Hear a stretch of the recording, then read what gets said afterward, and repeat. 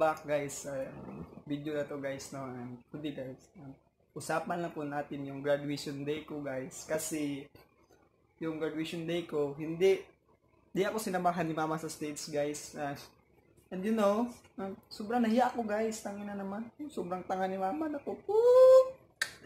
Alam nyo guys, kasi dun sa graduation day ko, kasi guys, ako lang yung walang mama guys na pumunta sa stage.